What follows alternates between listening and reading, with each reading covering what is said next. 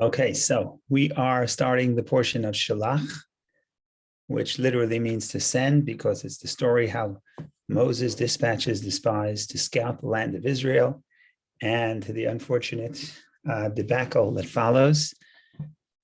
Where are we in the story? Well, we just, last week, we just parted from Mount Sinai. The Jewish people left Egypt almost 2 months, exactly 43 days later, they came to Mount Sinai, and they were at Mount Sinai for almost a year, 10 days less a year.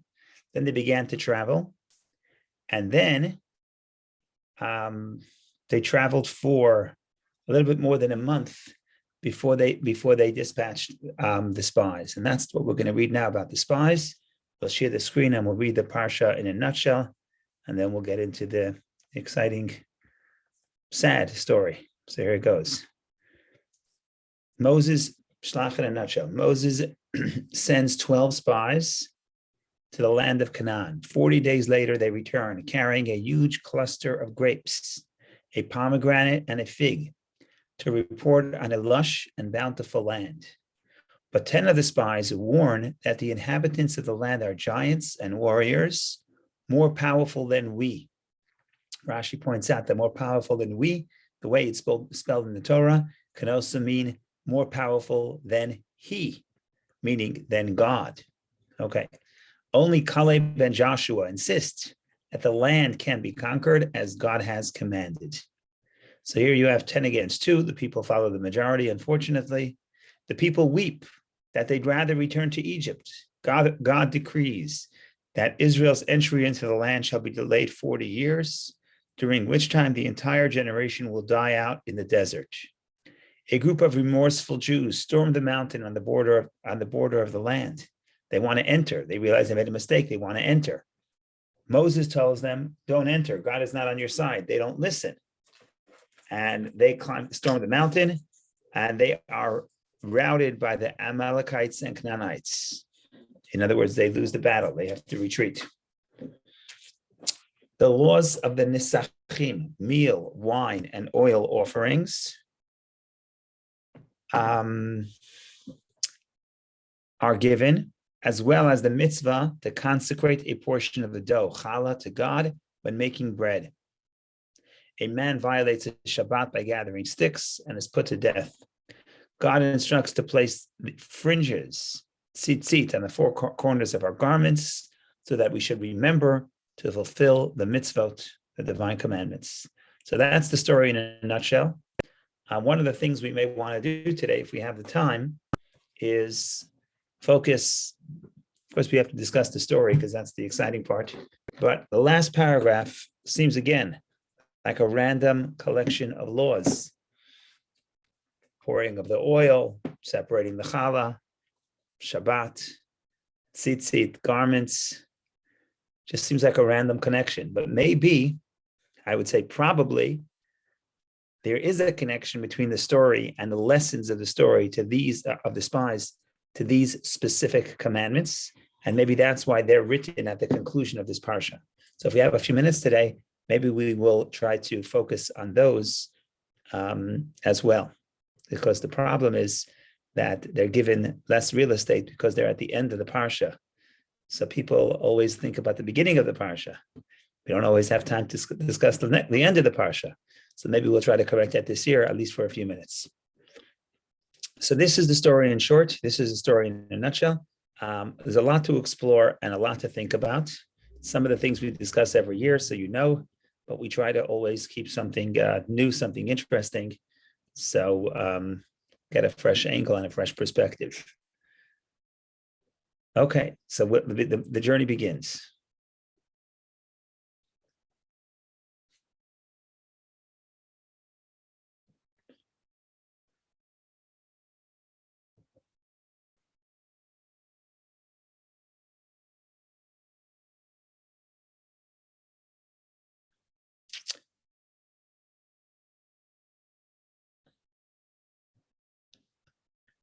Okay, so let's start with the beginning. The beginning is that God tells Moshe, send lecha, send to yourself spies. Right? So I'll share the screen of the actual text. Torah reading. The Lord spoke to Moses, saying, send out for yourself men, verse 2, chapter 13, send out for yourself men who will scout the land of Canaan, which I am giving the children of Israel. So the word shlach lecha, send for yourself. What does that mean, send for yourself? Rashi says, I'm going to read the second Rashi. Send for yourself, says Rashi, according to your own understanding. I am not commanding you, but if you wish, you may send. That's the first thing Rashi says. Rashi says, if you want, you could send. God says, I'm not commanding you. So even though when you read the verse seemingly the first time on the surface, it seems like a commandment. God says, send men. Shlach lecha anashim, send men. So it sounds like it's God's idea, God's initiative, and God's commandment to send the spies. But Rashi says, no, if that were the case, it wouldn't say lecha, it wouldn't say for yourself. It would have just said, send out men who will scout out the land of Canaan. Why does it say shlach lecha, send to you? So Rashi says, God is indicating to Moses, it's not my idea. I'm not saying we should do so. If you want to, you could send. And here Rashi turns to the book of Leviticus, and the book of book of Numbers. And the book of Numbers, when Moshe repeats the story for the Jewish people, there Moshe says the story a little bit differently. There it says that the people approached Moshe and asked to send spies. And Moshe says, I'll ask God. And then God says, yes, send spies. So the bottom line here is Rashi is indicating in the beginning of the story that this was not God's idea. Maybe if it was God's idea, then God gets some of the blame for the debacle. But it wasn't God's idea. It was Moshe. God tells Moshe, if you want to send, you could send. It's up to you. Why would Moshe decide to send? Well, we know in Leviticus, in Deuteronomy, it was in response to the request of the people. Okay, so he protected God. It's not God's problem. The question is, why did Moshe send it? This should have been a red flag, right? If God comes to Moshe and says, I'm not telling you to do, you want to do it, do it. If you're Moshe and everything you did up until this point is by Hashem directing you exactly where to go. And we discussed last week that when the Jewish people were in the desert, we didn't read it inside, but we mentioned it. But it was last week's Parsha, how there are verses that explain that the Jewish people only traveled where the cloud went. So when the cloud rose up from the tabernacle, from the Mishkan, the Jewish people knew it's time to move. And then they would start traveling, and then they would follow the cloud. So in other words, they're literally being led by the hand from Hashem every step of the way. And all of a sudden, here, God says, oh, you want to send him, send. You want to send. But he's not taking any responsibility. So if I'm Moshe, I would say, this is a red flag. I'm not doing this. This is a bad idea. So why did Moshe do it? So the simple interpretation is, well, this Moshe couldn't handle it, this pressure. The people came to Moshe and said, could we send a spy? And like Rashi says elsewhere, Rashi says, if you're going to say, no, you can't send spies, then it will cause more damage, because then the Jewish people think Moshe has something to hide. And Rashi has a metaphor that when somebody says, can I buy your donkey? I say, yeah, you can buy my donkey. Then they say, can I inspect the donkey? I say, sure, you can inspect the donkey. Hopefully, I think that, in other words, if I display confidence that I'm happy for them to see the donkey, then they won't ask to see the donkey, right? But what happens if I'm the seller and the seller says, no, you can't get close to my donkey. No one's going to buy it. So in other words, when God says, yeah, you want to send, what he's telling the people is, if you want to send, you could send. And hopefully the people would say, oh, we don't need to send because we trust God. But no, that's not what happens here.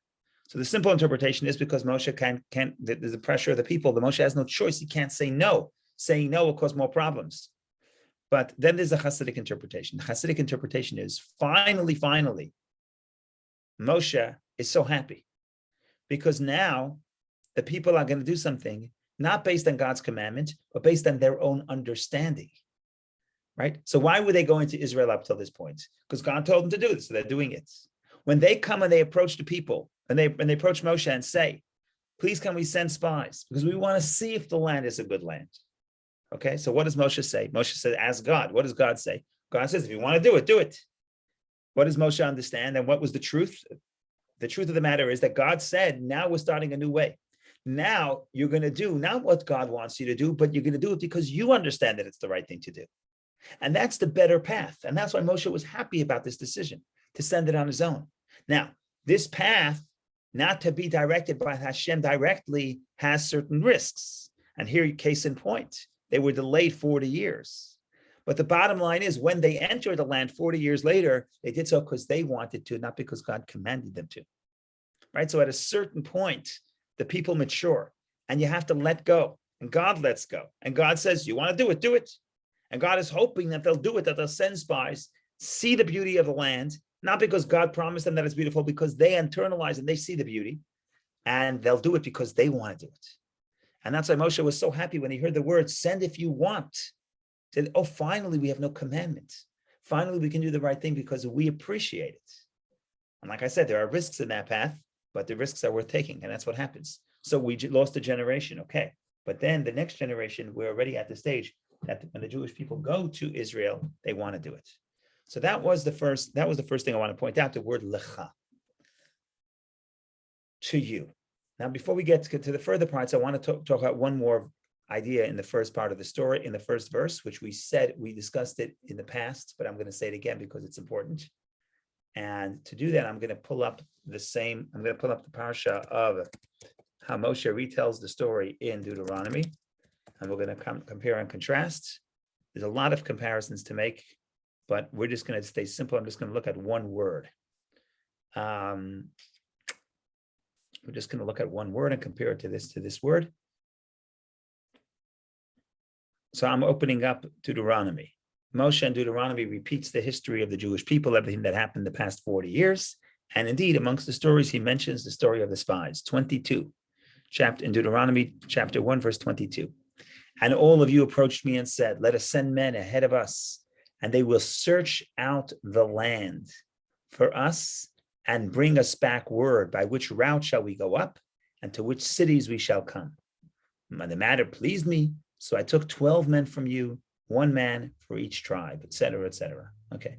What is fascinating here is that the word that is used in this parsha in Deuteronomy, where Moshe tells the story about the request of the people, they also send spies, but the word that is used is a completely different word. I mentioned this in the past, but it's good to think about it again because the lesson is important. They use the word, they will search out the land. Whoops. They will search out the land. In Hebrew, it's v'yach perulanu. The word lachpor comes from the word to dig. That's one meaning. So if you're the spy, you want to dig. You want to find the secret vulnerabilities of the society you're trying to attack. Now, the word lachpor, to dig, has another meaning. It also comes from the word cherpa, or shame. Now, these two words are related. Because if you're a spy, what are you trying to dig for? You're trying to dig for the vulnerability of the country you're trying to attack. So you're searching for the shame, right? Every country, when it comes to the military parade, they display their might. What they don't tell you is their weak points, right? They don't tell you the vulnerability. So the people come to Moshe and say, let's go and let's search out, let's tunnel, let's dig to find the vulnerabilities. Okay, we know what that's what the people asked. What did Moshe respond? So Moshe said, I'm going to ask God. What does God say, the exact word? Let's look at our parsha for the exact word of God's response. This week's parsha. Send for yourself men who will scout the land. Here they said the word search the land, here scout the land, but in English it doesn't make much of a difference. But in the Hebrew, it's a tremendous difference. The word v'yaturu. V'yaturu is to scout. Similar to the English word to tour, right? You're not necessarily looking for the military issues in general. Tour the land, see the fruit, etc. But the commentaries point out something beautiful. The spies use the word v'yach peru, let them dig and find the cherpa, the shame. God says, yeah, if you want to send, but don't send the spies the Jewish people asked for. Instead, send the people to scout, v'yaturu. What is the word yaturu? What's the etymology of yaturu? Yaturu is yitaron, advantage. Send the spies to seek out the advantage of the land. Now, why did the spies fail? That's one of the big questions in the story. How is it possible? Men, handpicked by Moses, come back and they have a colossal failure. They lose faith in God's ability, and they convince the entire people to not want to go to Israel. How do they fail? How do they fail so miserably? That's a question that goes throughout this entire story. And many ways to explain it, many different dimensions, and we'll touch upon some of them. But a simple interpretation, in other words, a very simple idea, is the difference between what the people wanted and what God said. The people say, go to the land, scout the land, find the vulnerabilities, find the shame of the land, find the problems. And they went and they found the problems. Moshe tells the people, God said, yeah, if you want, send men to scout the land, but to scout, the etymology is yitaron, advantage. Send men, let them scout the land, let them see the advantages of the land. And if you do that, you would come back with a positive report. And the two spies that remained loyal to Moshe and to Israel and to God, they saw the good in the land. Bottom line is, what you see is what you're looking for. And if you come with an attitude that what you're looking for is in any situation, it can apply to everybody's life, in any circumstance, I could look at the situation and I could see two people looking at the same scenario. One person who could see peace, tranquility, and the other person focuses on the difficulties and the distractions. And the question becomes, what are you looking for? Are you looking for the positive or are you looking for the negative? And if you're looking for the negative, you're going to end up like the spies. If you're looking for the positive, you'll end up like the two spies who remain loyal to God. All this is in just one word, or the difference between one word, right? So that every word in the Torah is precise. The people said, V'yach Peru, let the people come and scout, but they used the word that means shame, find the vulnerabilities, find the shame of the land, and that's what they saw. God says, I'm sending people v'yaturu, let them find the advantage. Okay, that's one point. We said this in the past. Now, there's so much to say again, but I want to do something that I think we had not done in the past. So we're going to turn to when the people return. So the people return, Moshe sends them, and he gives them the mission statement, the mandate on 17, right? He says where they should go, what they should look for. So verse 17, Moses sent them to scout the land of Canaan, and he said to them, go up this way in the south and climb up the mountain. You shall see what kind of land it is, and the people who inhabit it. Are they strong or weak? Are they few or many? And what of the land they inhabit? Is it good or bad? And what are the cities in which they reside? Are they in camps or in fortresses? What is the soil like? Is it fat or lean? Are there any trees in it or not? You shall be courageous and take from the fruit of the land. It was the season when the first grapes begin to ripen. Okay, so here you have the mandates. 4 verses of what to do. Sorry, 3 verses. Well, 4 verses. First thing, he tells them the direction. But what they should come back, the report he's looking for is in verse 18, 19, and 20. What happens? We know the end of the story. They come back and they're going to bring a negative report. Okay. But let's look carefully.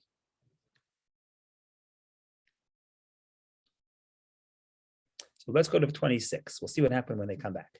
They went and they came to Moses and Aaron and all the congregation of the children of Israel in the desert of Paran to Kadesh. They brought them back a report, as well as the entire congregation, and they showed them the fruit of the land. They told him and said, we came to the land to which you sent us, and it is flowing with milk and honey, and this is its fruit. By the way, here's a activity.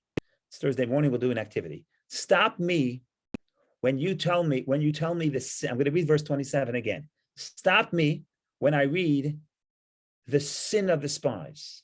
Stop me when I say something that the spies did wrong. Okay, so let's read it. Because we know they sinned. What's the sin? I don't know what the sin is. So let's read and see what the sin is.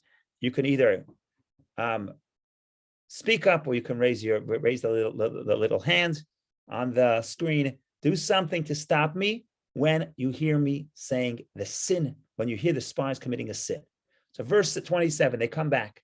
They told him and said, we came to the land to which you sent us, and it is flowing with milk and honey, and this is its fruit. Any sins in 27? No. Beautiful. Flowing with milk and honey. This is the fruit. They display the fruit, beautiful fruit. Okay. However, The people who inhabit the land are mighty, and the cities are extremely huge and fortified. And there we saw even the offsprings of the giants. Is this the sin or not? 28. You saw any sin in 28? I see no sin in 28. Moshe sent them and he said, go and find me. Tell me about the cities. Are they fortified or not? Are the people mighty or not? What do you want them to come? To say the lie? They came back and they said the truth. Let's continue. 29. Tell me if you see any sin. The Amalekites dwell in the southland, while the Hittites, the Jebusites, and the Amorites dwell in the mountainous regions. The Canaanites dwell on the coast and alongside the Jordan. Basically, you can't get into this land. Wherever you go, there's nations on the border. You can't get in. Any sins in 29? I see no sin in 29. So what's the sin of the spies? They came back. They were sent to collect information. They come back with the information. We don't like the information, so we're saying that they committed a sin. What's the sin? There's no sin. Okay, so the answer is there's no sin yet. The sin is not in 27, 28, 29. The sin is in 31. We'll skip 30 now. Let's leave 30 alone. We'll skip the sin is 31. But the who went up, because what happens in 30? 30, Caleb, one of the spies who was loyal to Israel, interjects and says a statement. We'll talk about his statement later. But let's go to 31. But the men who went with him, in other words, all the other 10 spies, said, we are unable to go up against the people, for they are stronger than we. And like I mentioned, Rashi says, we is he. They're stronger than God. And then they continue. They spread an evil report about the land which they had scouted, telling the children of Israel, the land we passed through to explore it is a land that consumes its inhabitants, whatever that means. And all the people we saw there are men of stature, and we saw the giants. In other words, the sin is in 31 and on. The sin is the conclusion that they draw. Moshe sends them not to draw a conclusion.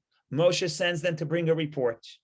Bring the facts. Don't make policy, right? You're the CIA. Your job is not to make policy. Your job is to collect information and to analyze information. The policymaker is God, is the Moshe, is the people, not the spies. So what's the sin? The sin is not that they came back and they said the land flows with milk and honey. That's beautiful. The sin is not that they said the people are mighty and the cities are fortified. That's exactly their job. If they would not say that, and even the giants, they mentioned if they had not said it, they would fail their mission. So that's not the sin. What is the sin? The sin starts in 31 when they draw a conclusion. Right? So far, so good. So far, clear? This will all lead up to my next question. Okay, nobody's protesting, so it must be that it's clear. So now, if I just told you, I'm going to get Talmudic here. If I just told you that 27, 28, 29, there was no sin. They did exactly the way they were supposed to do. They reported about the produce of the land, and they reported about the might of the inhabitants and the fortification of the cities. And they tell you which nation lives where. Wonderful. You cannot go to battle without having this information. Everything is fine. The 10 spies did nothing wrong yet. Question is, why does Caleb interject at this point? 30. Caleb, verse 30. Caleb silenced the people to hear about Moses. Whatever that means, we'll see in Rashi. But in any case, and he said, we can surely go up and take possession of it, for we can indeed overcome it. But silence the people means that he's contradicting. The people are making noise. He says, quiet, he interjects and he says, no, we could go up.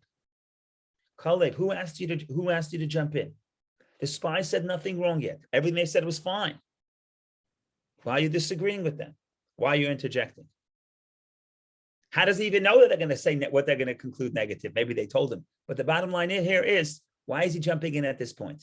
He didn't jump in before they spoke.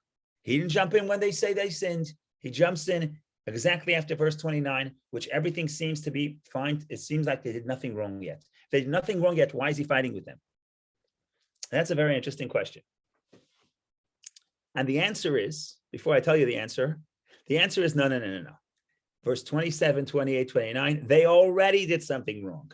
Even though I read it carefully, and I told you that I don't see on the surface, I don't see anything wrong, but there is a problem with 27, 28, 29.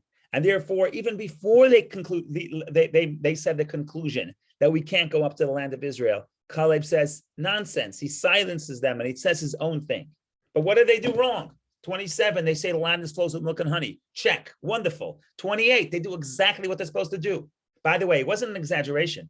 Moshe and Deuteronomy, all he does in the book of Deuteronomy, not all, but what he does in the book of Deuteronomy, he keeps telling the people, don't fear the inhabitants. They're mighty, but we have God. So when the spies come back and say the inhabitants of the land were mighty, that was true. It wasn't false. So hence the question, what did Caleb, what triggered Caleb in verse 27, 28, 29 that got him to silence them even before they say anything explicitly wrong when they add their conclusion? Now the answer is it's very, very subtle, but it's very significant. So first we're going to have to show the subtlety, and then we'll try to figure out why that is so significant. Because on the surface, it does not seem very significant. And of course, the most important part is what's the lesson for us. But if anyone has any suggestions, I'm happy to see it. 27, 28, 29. Find me a sin. Find me something that they did wrong that would trigger Caleb to silence them. It's a trick question because you also have to look before. The verses we read before. So let's go there. Let's continue. What we're going to try to do this is we're going to actually compare. We'll go back to the verses we read earlier. We're going to compare the mandate that Moses gives to what they reported. And we'll see whether or not there was a change. And you know what? I'll tell it to you even before. Moshe tells them first thing Moshe tells them is tell us about the might of the people and the fortification of the cities. That's the first thing Moshe says. Then Moshe says, tell me about the fertility of the land. When they return, they switch the order. First, they talk about the fertility of the land, verse 27, flows of milk and honey, and these are beautiful fruits. They don't say beautiful, but they're displaying beautiful fruit. And then they talk about the might and the people and the fortification of the cities. So they actually fulfilled the mission to the T. But Caleb said there is a major problem here. What's the major problem? Why it's major, we don't know yet. We'll have to discuss that. But the first thing Caleb says, there's a problem. They switched the order. Moshe gave them 2 orders of business. 1, tell me about the conquest, how to conquer. 2, tell me about the produce. They come back, they switch the order. The second Caleb says they switch the order. He says there's a problem, silences them. There's already something wrong. Even though they didn't really explain, they didn't really explicitly commit a sin till verse 31, till they draw the conclusion. Caleb is already says, I cannot wait. I have to jump in. They already did something wrong. And now the question is, so that's a subtle difference, changing the order. But the question is, what's the significance and why is that so dramatic and so important? But just to show, so you don't have to trust me, I'll show you the change. Right, let's go back to the mandate that Moshe sends them. Moshe sent them to scout the land of Canaan. So verse 17, chapter, I think it's 13, right? Yes, chapter 13, verse 17. Moshe sent them to scout the land of Canaan. Let's go to verse 18. What does he say? You shall see what kind of land it is. The people who inhabit it, are they strong or weak? Are they few or many? Right? First question, tell me about the people, how strong they are. That was the first thing he says. What is the land that they inhabit? Is it good or bad? What are the cities in which they reside? Are they in camps or in fortresses? If they're in camps, it means it may be easier to conquer. On the other hand, Rashi says if they're in camps, machaneh means camp, but it means an open city without a wall. So if you want to conquer a place with a wall, without a wall, well, it's easier to conquer a place without a wall. But Rashi says, don't get too excited, because if there's no wall, it's because the people rely on their might. If there's a wall, you have great technology protecting you, but maybe there's a downside because the people, you're not that strong, so you need technology. So when they're going to come back, you're going to see that they say, no. These are mighty people in fortified cities. So they are both strong and they have the technology, they have the protection of the fortifications. But in any case, anything about the fruit of the land yet, the fertility of the land? No, that comes number 20. What is the soil like? Is it fat or lean? Are there any trees in it or not? You shall be courageous and take from the fruit of the land. Okay, so when does he talk about the fruit, produce, milk, honey? Doesn't mention milk and honey, but tell me about the fertility. Is it lean or fat? Are there trees? That's after everything else. Now it's striking because we don't know why they did it yet, but it's striking that when you come to the spies report, they switch the order. First thing they say is, 27, beautiful fruit land that flows with milk and honey. Then they said people are too strong. So I'll tell you first why they change it and what some commentaries say based on Rashi, but that doesn't fully explain what's happening here. And then I'll give you the Hasidic commentary that Rebbe offered. Rashi says something interesting. Rashi says, look, if the people wanted to dissuade the Jews from going to Israel, why do they say it's terrible land? The produce is terrible. Why do they say the produce is good? So here's a brilliant Rashi. You got to see this. I read it in the 4th grade and it was amazing. Rashi teaches you how to lie. Says Rashi as follows: flowing with milk and honey. Any lie in which a little truth is not stated in the beginning cannot be maintained in the end. This comes from Talmud Tractate Sota. If you want to lie and you say 100% a lie, nobody's going to believe you. Lies only work because you start with the truth. And because there's some truth in the beginning, so then you could stick in the lie. So if they would come back and say the land is terrible, you can't even buy a vegetable there. The tomatoes in Israel are horrible. Oh, by the way, we cannot conquer it. The people are too strong. People get suspicious. So the first thing you do is you say the truth. You say some truth. And they're only saying the truth in the beginning to say the lie at the end. So if you ever wanted to know how to lie, here the Talmud is telling you don't even have to be a scholar. You don't have to know the Talmud. Rashi himself brings it for you, so he helps you out. So some people say, oh, that's the problem. That's why they change. They change because they first want to say the truth. So they start with the fruits. Okay, but that's not enough for Kalev to jump in. Here's the Rebbe's commentary. The Rebbe said it in 1950, even before he formally became the Rebbe, after the year his father-in-law passed away. So he wasn't formally the Rebbe yet, but ever since 1942, I think, or 1941, the Rebbe's father-in-law, the previous Rebbe, told the Rebbe to lead a Hasidic gathering every month. Shabbat Rosh Chodesh, the Shabbat Mevorchim, the Shabbat before the new month. And that's something that Rebbe did for the next 40, almost 50 years, 51 years, never missed a week, never missed once a month, because his father-in-law told him to do it, he did it. 51 years, never missed one Shabbat Mevorchim, never missed one Shabbat before the new month. He did many other times, but that he never missed. So this was, once the previous Rebbe passed away, the Rebbe gave a talk, and this is brilliant.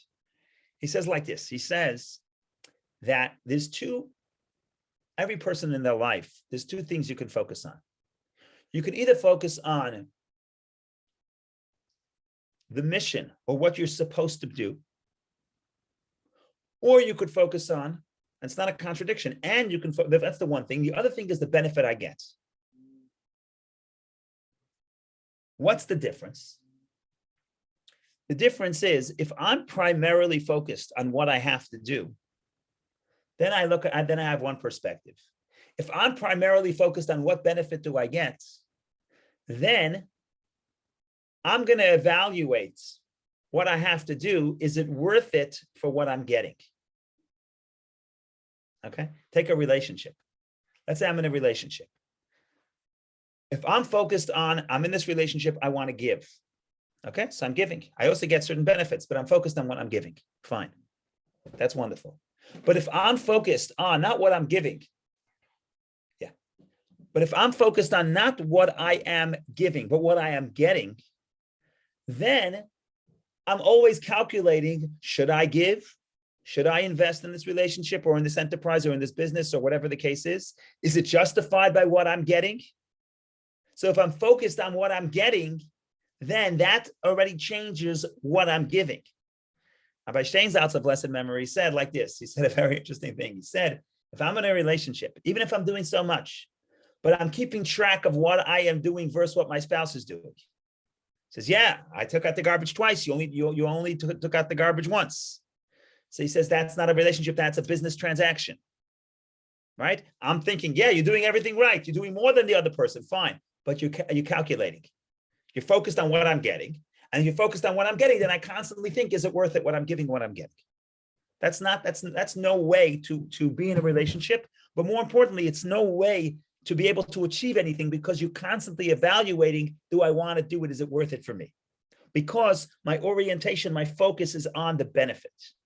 Whereas if my focus is what I want to do and what I have to do, then the benefit is not a distraction. The benefit will come, but it's not a distraction. And then I actually could evaluate what I can do, right? Could I do this? Could I achieve this? If the question is, could I achieve it? The answer is yes. If the question is it worth it for me based on what I'm getting in return? The answer may be no. Okay? So now, Moshe tells them as follows. When you go to Israel, tells the spies, when you go to Israel, what I need you to do is focus on the mission. We have a mission. We have a goal of conquest. It's not easy, but it's a goal. It's achievable. Tell me about the conquest. That's the first two verses Moshe says. By the way, after you know everything about the conquest, after you got all the information, by the way, it would be nice to know what we get in return. It would be nice to know if the shuk has good produce. It happens to be the fruit in Israel is very good, more tasty than the fruits you buy here in Whole Foods. So that's good to know. It's nice. It's nice to know that there's a reward. It's nice to know that you'll get something in return. Fine. Kalev sees, they come back. And the first thing they're talking about is the bonus. The first thing they're talking about is, what do we get in return? Oh, it's wonderful, milk and honey. Kalev says, oops, this is not going well. Why not? Because they're focused on what we're getting, now that colors and paints how much effort we want to invest and how much difficulty we want to endure. Maybe it's not worth it. Maybe we'll settle for fruit that's not as sweet, but we won't have to go do the hard work, right? There was a guy who used to come to shul and he said that in his company, he had a hedge fund in his company, when the people would come to interview, and if the person would ask about the payment, he wouldn't hire them. The person would ask about the type of work, then he would hire them. But if a guy walks into the interview and the first thing he says, okay, tell me about how many vacation days there are and what the bonuses are, say, okay, you're here for the reward. You're not on board. If you come in and you want to know, you want to achieve, yeah, you'll get the reward. Of course, you'll get the bonus, but your orientation is important. And again, the most important thing is that it's going to affect how I think about my ability to conquer, because my thinking whether I'm able to do it is now colored and painted by whether I want to do it. And maybe it's not worth it for what I'm getting. And maybe this relationship, I feel to myself, I could do more, but maybe I say I can't because I'm not motivated to, because when I compare it to what I'm getting, I'm not happy at this moment. Okay, that's no way to achieve anything. That's no way to be in a relationship, and that's no way to achieve a difficult task. And that's why even before they offer their conclusion, Kalev jumps in and says, he silences them. This is already a sin. This is already a problem. The orientation is wrong. The focus is wrong. And that's why Kalev understands that what they did is wrong. So that is a beautiful teaching of the Rebbe. I think it's beautiful. And of course, it has practical ramifications for us. Everything we do, yes, everybody has a mission. Everybody has a purpose. No matter where I am, no matter what I'm doing, I can focus on what I'm supposed to achieve. Generally speaking, I'm here on this planet to add goodness and kindness. I'm here on this planet to transform the land to a holy land. That's generally speaking. Everyone does it in a different way. One person is a parent, one person is a teacher, one person is a business person. Whatever the case is, everyone does it in their own way. But everybody has the mission, and then everyone has the blessing that they need to be able to survive on this earth. And the question is, what's primary and what's secondary? And if the focus on what's in it for me, if that's primary, it's not just that your intentions aren't good, but you're not going to reach your full ability, because you're constantly limiting yourself by what you think at this moment is worth it for you. And that would color what you feel you can achieve, what you feel you can achieve, and it will make you underestimate your capacity to give and your capacity to accomplish, which in turn would make the milk and honey flow. So that's the story in short about Kalev jumping in.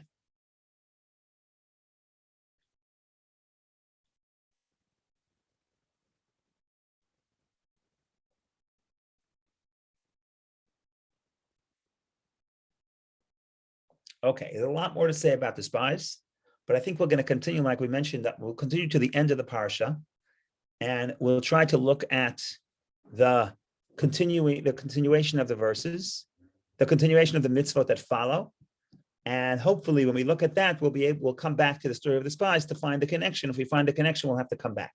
So that's what we're going to try to do in the next 16 minutes, unless anybody has any comments or questions or jokes. Otherwise, we continue the journey. Oh, Barry, please go ahead. Yeah, Rabbi, thank you. Wasn't this may be just on a pure macro view, like just from way up on the bird's eye view, but I don't know too much about this. But anyway, didn't God get angry at the wandering Jews that they didn't trust his leadership to bring you to the land, and they felt that the spies would defeat us? Yeah, so God was very upset that the Jewish people bought in to the statement of the spies. The spies said that the land is beautiful, but but the people there are too strong for us, meaning too strong for us and too strong for God. So that is that's the story that happens. And all I said is, why did the spies make that mistake? Why did they underestimate God, their own ability and God's ability? Seemingly, they had all the evidence. They just left Egypt a little more than a year ago. They had all the evidence that God can help them. So there are many answers to that question. This is a very troubling question. Again, people handpicked by Moses, and they come back and they lose faith in God.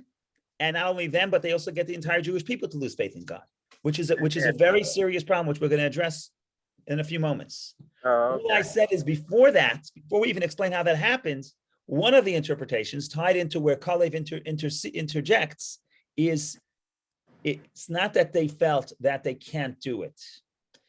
Because they were focused on what are we going to get in return, they say, you know what, maybe it's not worth it. Maybe we'll settle. We won't get produce that's so good, and we won't have to work so hard in the conquest. Yeah, I guess it's a struggle between faith and judgment. Oh, yeah. So let's talk about the faith. Let's get into the next section. And I'm going to go back to the story because instead of reading I'm going to go back to the story, then we'll go back to the mitzvah that continue, because the next mitzvah, as we mentioned, is what's the mitzvah right after the story of the spies, the one immediately after. Let's see. Laws of Nisachim and Khala. Okay. Libation of wine and oil. Okay, so libation of the wine and then the mitzvah of Khala. Okay, so there's two separate points here that we have to discuss. The question is what to do first. You know what? We'll start with the second one. We'll start with the Khala. Okay, so let me share the screen and we'll go to the end of the story after God already says that the people are not going to enter the land of Israel. And then there's a law about the libation. We'll leave that for another time. We're going to go to the 6th reading of the Parsha, chapter 15, verse 7. The Lord spoke to Moses, saying, "Speak to the children of Israel, and you shall say to them, when you arrive at the land to which I am bringing you." By the way, isn't this like hurtful or seems inappropriate? God just finished telling the Jews that they're not going to enter the land of Israel for 40 years. And the next thing he says, oh yeah, when I bring you to the land of Israel, this is what you should do. Why is God mentioning the land of Israel? It's like putting salt on the wounds. So the commentaries, some commentaries explain that a person always needs to have hope. So God is reminding them that yes, it was delayed, but we're still going to Israel. In any case, what does he say? And you eat from the bread of the land. You shall set aside a gift for the Lord. The first portion of your dough, you shall separate a loaf for a gift. As in the case of the gift of the threshing floor, so shall you separate it. From the first portion of your dough, you shall give a gift to the Lord in all your generations. This is known as the mitzvah of Khala. That's what the verse says in verse 20. Reishit arisotechem, the beginning of your dough. Chala tarimu truma, you shall lift up a gift of Khala. What is Khala? Khala is a loaf. Today we think of the Challah, the loaf we eat on Shabbos, but Challah just means a loaf of bread. So what God is saying, you come to the land, you're going to eat the produce of the land, the grain of the land. The beginning of the dough, before you eat it for yourself, you have to separate a piece and give it to God. So we would give it to the priest in biblical times. Today we don't give it to the priest because the priests are not ritually pure. So we just separate the Challah as a sign that it's a gift for God. And what we do is we burn it. That's the mitzvah of Khala, beautiful mitzvah. Of all the 613 mitzvah, why the mitzvah of Khala? Why does it come right here? So there's a beautiful interpretation from the Hasidic commentaries, and I'm going to go back 1 second to talk about the sin of the spies, and then we'll talk about how this connects to Chala. So Barry wanted to know, how do the people lose faith? And it's a big question, because if you think about it, the Jewish people then are experiencing miracles day in, day out. So what does it mean that they think God cannot help us? It's very hard to understand. It becomes even worse, because they said, as you mentioned, Rashi says that when they say the people are stronger than we, mimenu doesn't really mean we, it means he. People are stronger than God. And Rashi adds that they say as follows, a very interesting quote that has a lot of mystical meaning, but we'll share it. So Rashi says like this, Rashi said, they come back and they say, we will not be able to conquer, right? Verse 31. Let's open up the Rashi, verse 31. They come back and they say, the men who went up with him said, we are unable to go up against the people, for they are stronger than we. Says Rashi, oh, it's not in this Rashi. So it's in this Rashi. Hebrew mimenu, which may also be interpreted as they are stronger than he. They said in reference to the Most High, as it were, they spoke about God, as if to say that the people were stronger than he, stronger than God. It's not in this Rashi, but it's in the Talmud. Talmud says, they said as follows. They said, even the homeowner cannot remove his furniture from the home, right? Sometimes you're the homeowner, you're in charge of the home.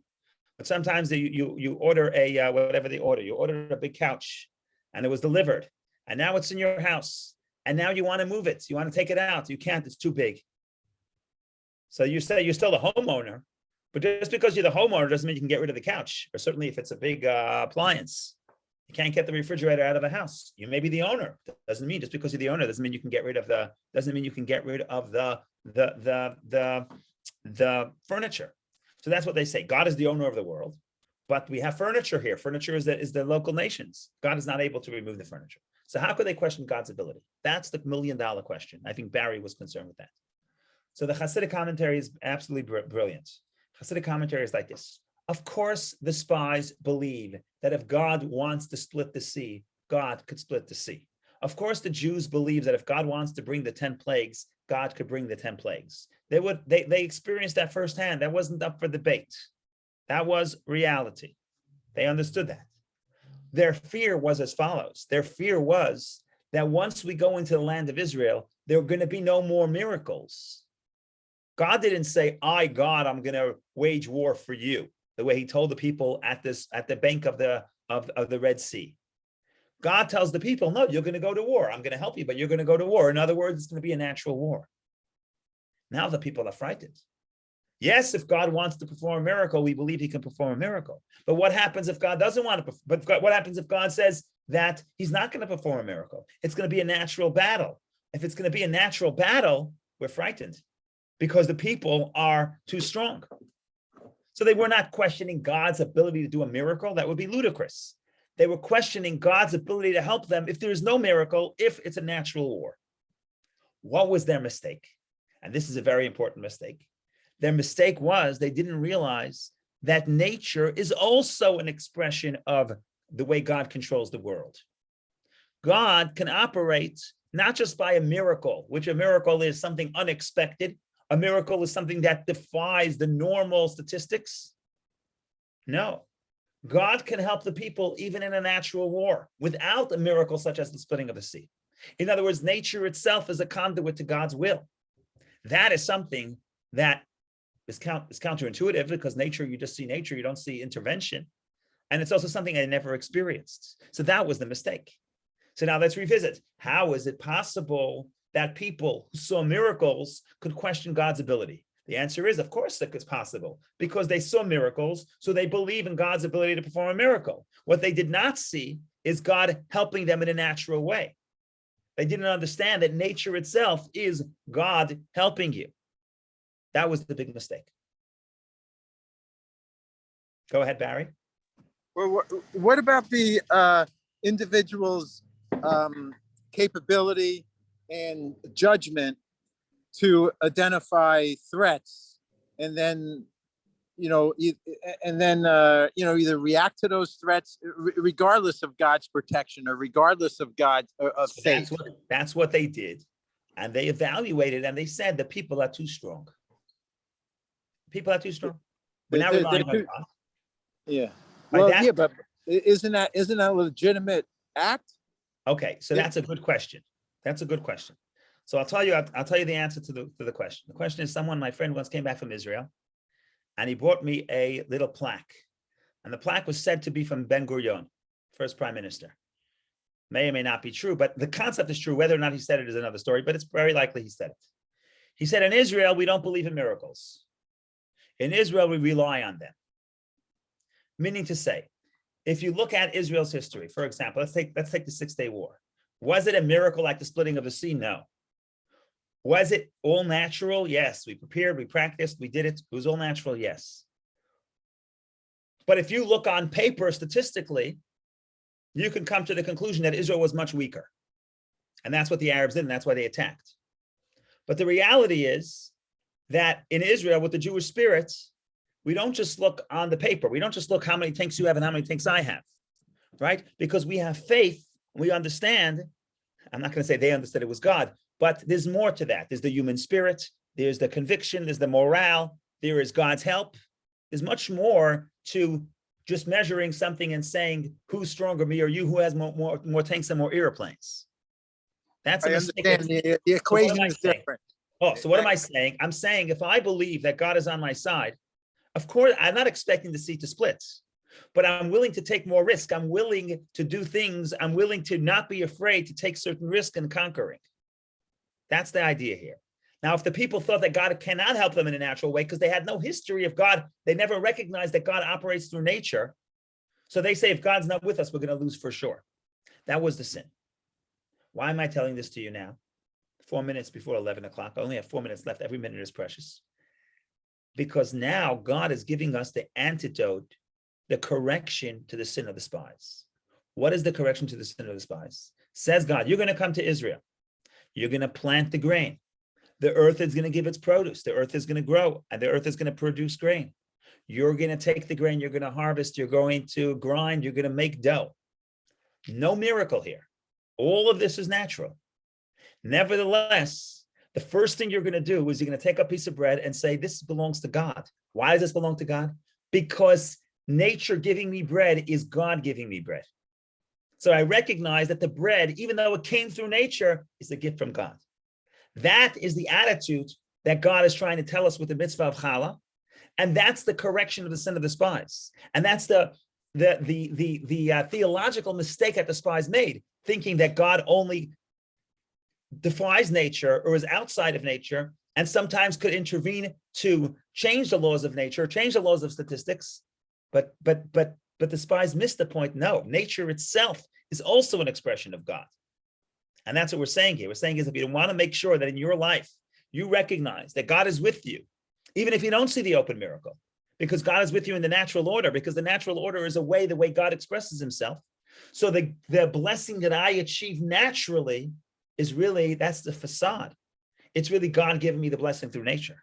That is the takeaway of the spies, of the story of the spies. That's their mistake, and that's the correction. That's the takeaway for us, that God is with us. And when we get natural blessing, it's not only by our effort, by our own effort. That too, we need effort. God says, make a vessel. Yes, that's the whole idea. When it comes to nature, we have to put in the effort.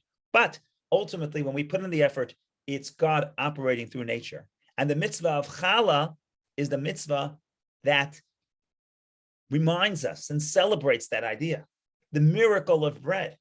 The fact that God gives us bread through our own toil and through the natural order of the earth giving forth bread.